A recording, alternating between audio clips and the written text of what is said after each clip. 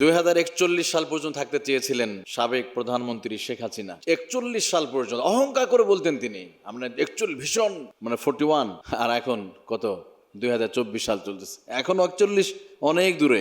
ক্ষমতা নিয়ে আসলে ওনারা যুগ যুগের পৃথিবীতে কেউ ইতিহাস থেকে শিক্ষা গ্রহণ করে না। আল্লাহ তাআলা এগুলো কেন ঘটায় পৃথিবীতে? এগুলো থেকে মানুষ শিক্ষা নিবে। ফেরাউন পৃথিবীর সবচেয়ে বড় স্বৈরাচার। এই ফেরাউন এই স্বৈরাচারে তো শিক্ষা যদি নিত, বর্তমান স্বৈরাচারের যে অবস্থা এদের, আজকে এরা পালানো জায়গা পাচ্ছে না। কি ক্ষমতা 2 দিন আগে, আর আজকে আপনার পালাতে হচ্ছে, জঙ্গলের মধ্যে থাকতে হচ্ছে, মানে কলা পাতার উপর শুয়ে থাকছে। কি অবস্থা, দামি দামি গাড়িগুলো পড়ে আসছে রাস্তা মোড়ে মোড়ে, যে BMW দামি দামি কোটি কোটি টাকা, সব গরিবের টাকা মেরে চুরি করা টাকা এই গাড়িগুলো এখন কোথায়?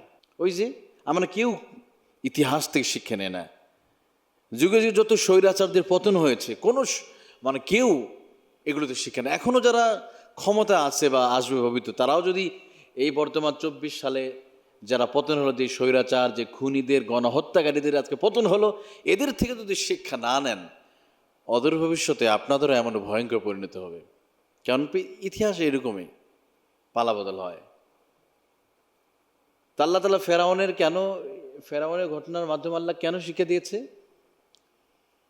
আল্লাহ রাব্বুল আলামিন বলেন, ফালইয়াউমা নুনাজ্জিকা বিবাদানিকা লিতাকুনা লিমান খালফাকা আয়া ওয়া ইন্না কাসীরাম মিনান নাসি আন আয়াতিনা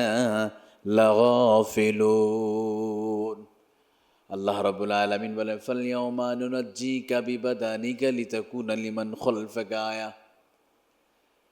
আল্লাহ রাব্বুল আলামিন বলেন, আমি আল্লাহ ফেরাউনের লাশকে আমি কুদরতি ক্ষমতায় তার লাশটাকে আমি হেফাজত করেছি, কোন মেডিসিন ছাড়াই। শত শত হাজার বছর পানির উপরে ভাসমান থাকলো, তার লাশটা পচলো না। অথচ দুনিয়ার কোনো মানুষ মৃত্যুর 8 ঘন্টার ভিতরে তার শরীরটা পচন ধরে যায়। মৃত্যুর 24 ঘন্টার পরে মুখমণ্ডল পচে যায়, পেটের মধ্যে পোকায় আক্রমণ করে। অথচ ফেরাউনের লাশ 1831 সাল পর্যন্ত লোহিত সাগরে ভাসমান থাকলো, তার লাশটাকে কোনো ক্ষতি হয় নাই, কিছু হয় নাই। কারণ আল্লাহ নিজেই বলেছে, ফালইয়াউমা নুনাজ্জিকা বিবাদানিকা লিতাকুনা লিমান খালফাকা আয়া ওয়া ইন্না কাসীরাম মিনান নাসি আন আয়াতিনা লাগাফিলুন।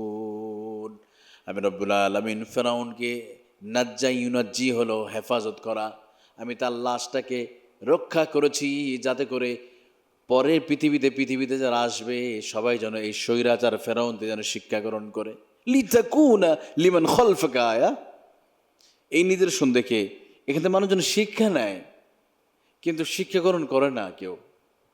যখন ক্ষমতা পেয়ে যায় সব ভুলে যায়, আমি কি হলাম রে, আমার হাতে ক্ষমতা, আমি তো প্রাইম মিনিস্টার।